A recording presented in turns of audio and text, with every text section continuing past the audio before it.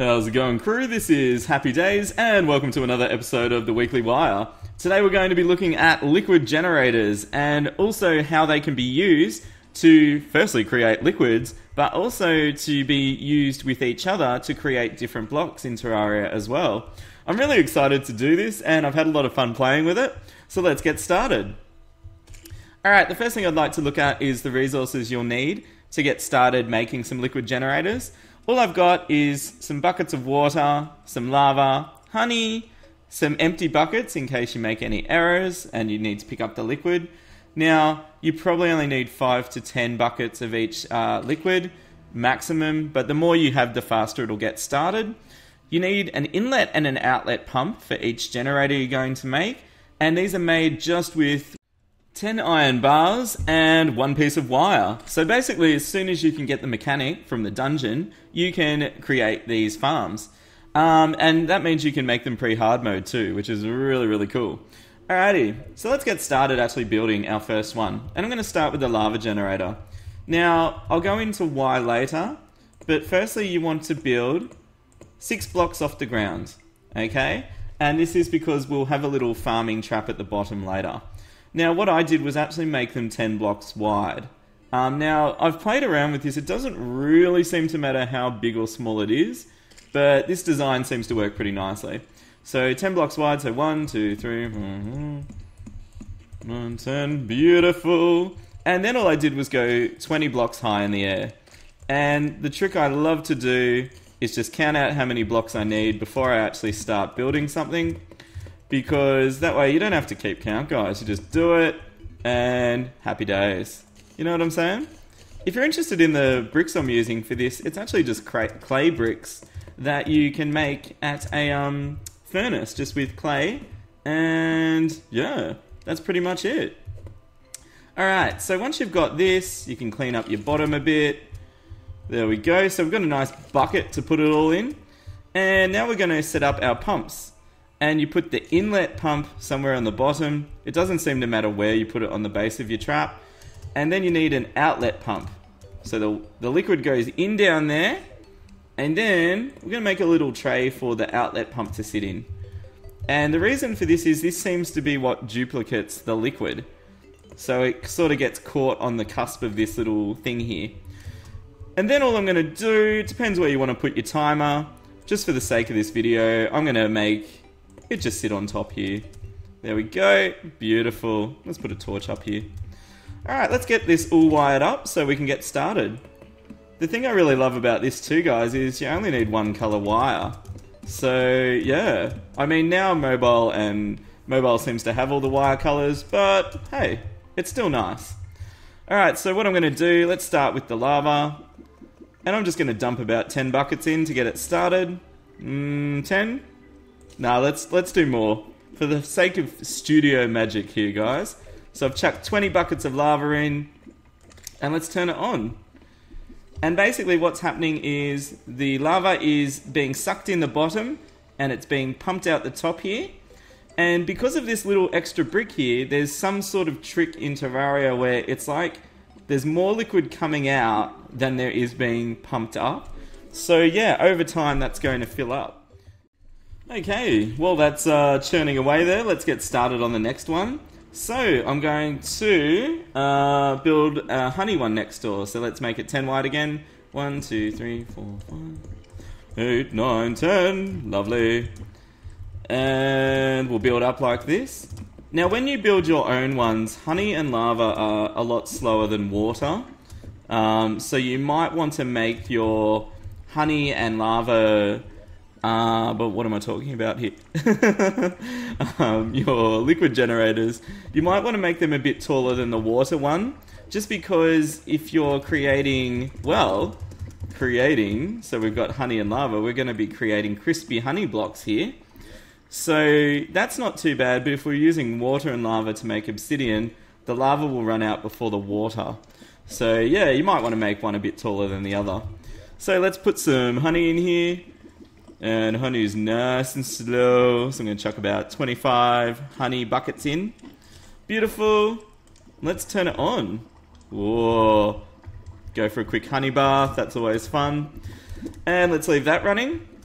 And next thing, let's make a quick water one as well. So 1, 2, 3, 4, 5, 6, 7, 8, 9, 10.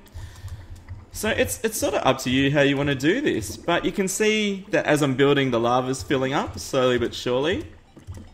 I've heard some people talk about sort of you can put more pumps in to more timers and it speeds it up or something. So it's something you could investigate.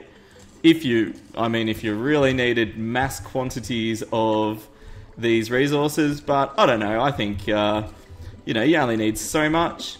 And I wish I'd found out about this sooner because, I constantly go for trips to the underworld to get my lava in buckets. So, this would be really awesome. I can't wait to set it up in my bases. Okay, so I'm going to chuck water in.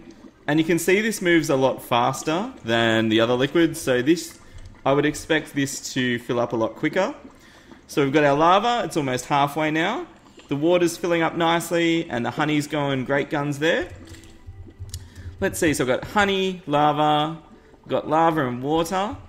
And the last thing I'll set up, but I'll just sort of time-lapse this part, is I'm going to put a honey one here, because honey and water makes honey blocks. 2, 3, 4...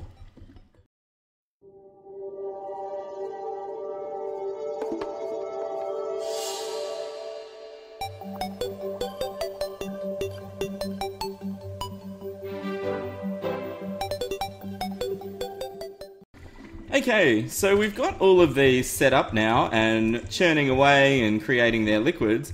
What I'm going to set up now is the actual little farming mechanisms that you can have underneath, so you can actually create things like obsidian, crispy honey, all that good stuff. So I played around with a few different designs, and really sometimes I think the simple things are the best, guys. So I'm just going to make little actuated pockets here that the liquids can fall through, and that's pretty much it. So basically actuators just here, and that way you can turn them on and off when you want to actually use these sort of farming methods. I'm just going to run a little bit of green wire and maybe make a switch there. Same thing here. And the reason I'm using switches and not timers is because, you'll know when you want to use this. And it's something that, you can turn it off when you don't need it. Alrighty, beautiful. Let's get a little bit of extra light going here because it's getting a bit late.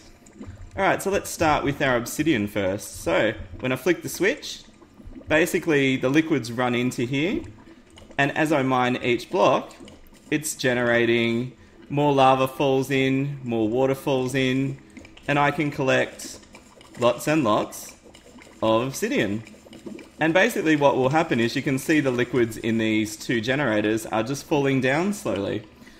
The cool thing about these is too, guys, is the liquid won't go above the generator itself, so it's not going to keep filling up and spewing out everywhere and killing your whole world and destroying penguins and all that stuff. We don't want that. That's for us to do. I'm sorry, penguin. Okay, so we've got that. We've got a cool little obsidian generator. And if you want to turn it off, you just flick the switch, and basically the water or lava or honey will just sit there until it's ready to use again. So let's flick this one, and the crispy honey blocks will start being made. You'll notice that it does tend to move around a little bit sometimes, but hey, I'm sure you can live with that.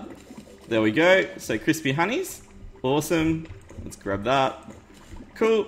And the last one, water and honey, will make honey blocks. And because this one hasn't been generating long, it's taking a little bit to fill up. But as you can see, it's making honey blocks there. So that's kind of cool. Alrighty. So what I'm going to show next is how you could maybe use this design in some different ways and include it into your bases. So stay tuned. Okay guys, so just to show you how you might incorporate it into your own base, I had a quick play around in my ultimate world and I just chucked in next to my little frost tower. I made a really tiny one and it's just got lava and water together. And I put timers next to each, pretty much the same wiring as before.